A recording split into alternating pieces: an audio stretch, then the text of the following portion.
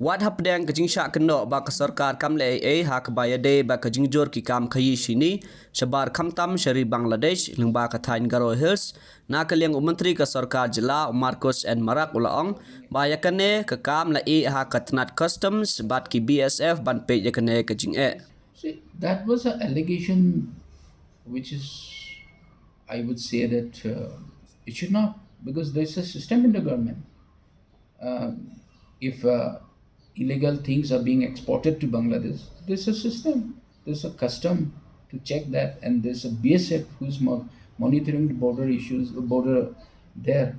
So it should come out. So therefore, I think that is unnecessary issues which came up, which was raised, and then Chief Minister has already, taken a step there. If that kind of a systems are there, it should be stopped totally.